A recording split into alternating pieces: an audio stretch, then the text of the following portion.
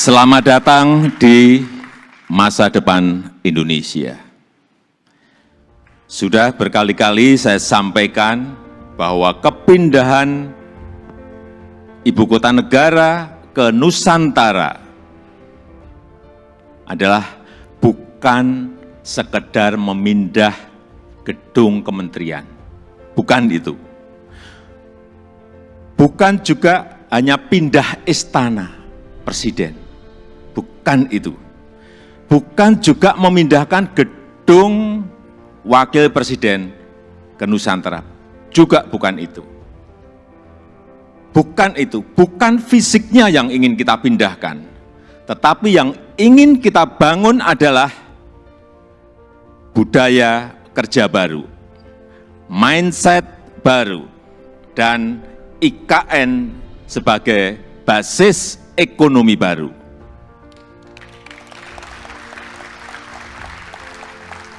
Indonesia sebagai negara besar harus berani melangkah, harus berani memiliki agenda besar, berani punya agenda besar. Dan ini untuk kemajuan negara kita, untuk kemajuan bangsa.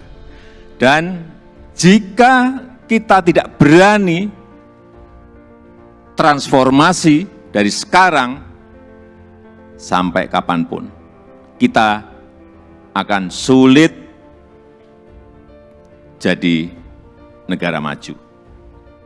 Dan untuk keberlanjutan IKN Nusantara, ini juga sudah sering saya sampaikan, Bapak Ibu, sekali lagi, tidak perlu ragu, tidak perlu bimbang. Karena apa? Payung hukumnya itu sudah jelas. Payung hukumnya sudah jelas, yaitu Undang-Undang Nomor 3 Tahun 2022. Dan itu, ini juga kita harus tahu semuanya, itu sudah disetujui 93% dari fraksi-fraksi yang ada di DPR. Loh, kurang apa lagi? Kalau ada yang masih belum yakin, kurang apa lagi? Nanti sampaikan, kurang apa lagi? Jadi sekali lagi, sudah tidak perlu lagi untuk dipertanyakan. Ini ada Ketua MPR ada di sini, Pak Bambang Susatyo juga. Kembali lagi, kita ingin menghadirkan pembangunan yang Indonesia sentris, bukan Jawa sentris. Karena Indonesia ini bukan hanya Pulau Jawa. Indonesia ini memiliki 17.000 pulau, 514 kabupaten dan kota, 34 provinsi, yang terbentang dari Sabang sampai Merauke, dari Miangas sampai Pulau Rote.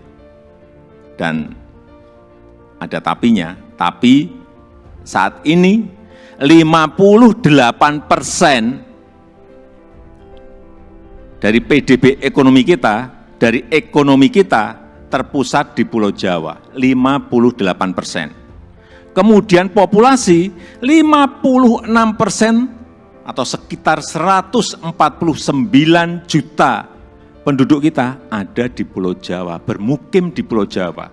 Betapa Pulau Jawa ini sangat terbebani dengan jumlah yang sangat besar itu.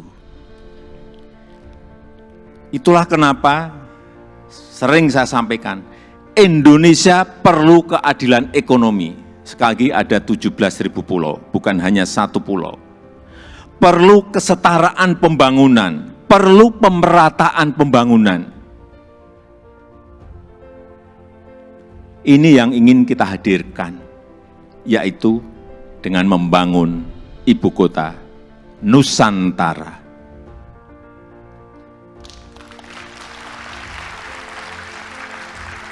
Nusantara adalah kota pintar masa depan yang berbasis hutan dan alam.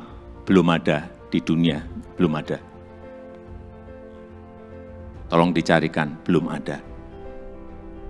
Ini yang membedakan, ini yang nanti menjadi diferensiasi ibu kota kita dengan ibu kota negara-negara lain. 70% areanya nanti adalah area hijau. Lahan yang digunakan untuk membangun IKN, ini awalnya adalah hutan produksi. Jangan ada yang keliru bahwa ini hutan alam, bukan. Hutan produksi. Monokultur, artinya di situ hanya ada satu jenis pohon. Dan saya tahu betul pohonnya itu apa. Pohon eukaliptus yang dipakai untuk pulp. Dan ditebang setiap 6-7 tahun. Jangan ada nanti isu merusak hutan. Itu hutan produksi yang setiap 6 tahun, 7 tahun ya ditebang. Ini yang kita ingin kembalikan, justru nantinya ingin kembali jadi hutan heterogen dengan pohon asli dan endemik dari Kalimantan, sehingga kita harapkan nanti menjadi hutan hujan tropis lagi, tropical rainforest lagi di Kalimantan. Untuk itu, yang kita siapkan pertama kali di sana adalah pusat persemaian yang sudah mulai kita bangun di bulan Juni 2022. Luas lahan persemaian ada kurang lebih 16 hektar dengan embung 7 hektar. Kita harapkan selesai nanti di awal tahun 2022. Yang kapasitas bibitnya setiap tahun bisa menghasilkan kira-kira 15 juta bibit per tahun. Ini yang akan kita pakai untuk menghijaukan Kalimantan. Supaya Bapak Ibu ingat, saya dari kehutanan.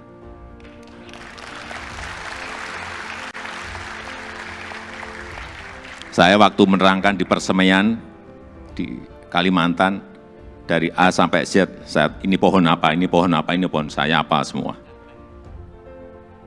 Dan 80% sumber energinya adalah berasal dari renewable energy.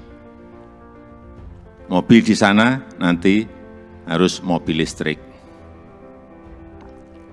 Kemudian 80% transportasinya adalah transportasi umum, autonomous vehicle, tanpa awak dan tanpa sopir.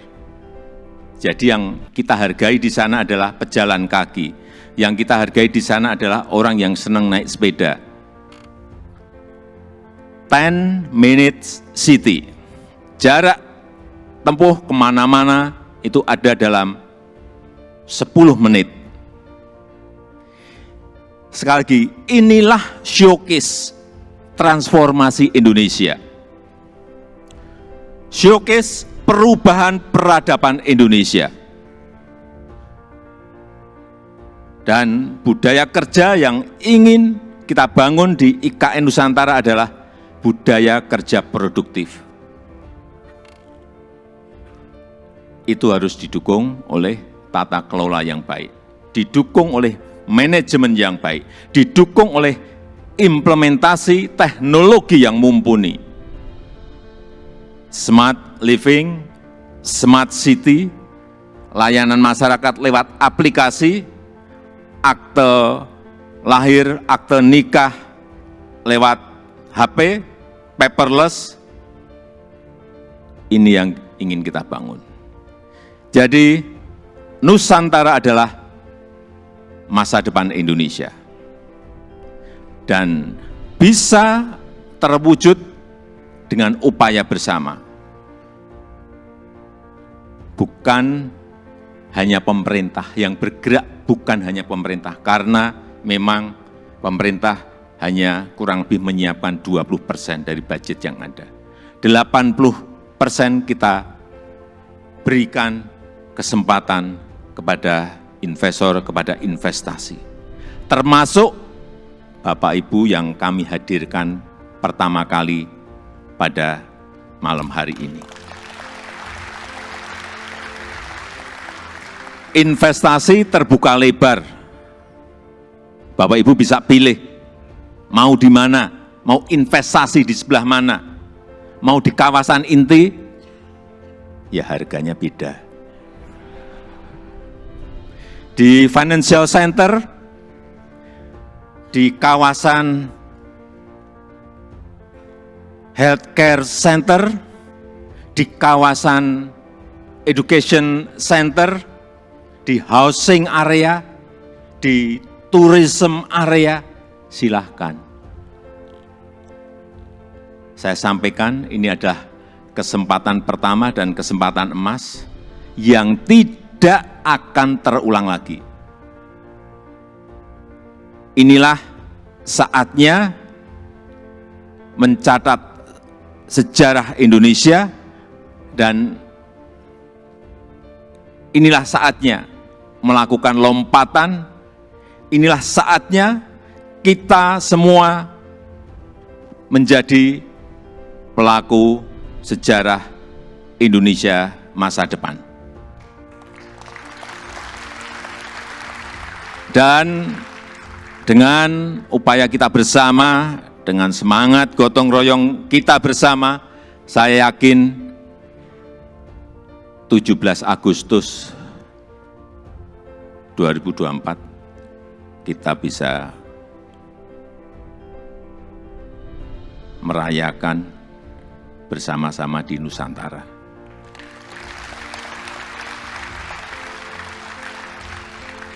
Terima kasih. Wassalamualaikum warahmatullahi wabarakatuh.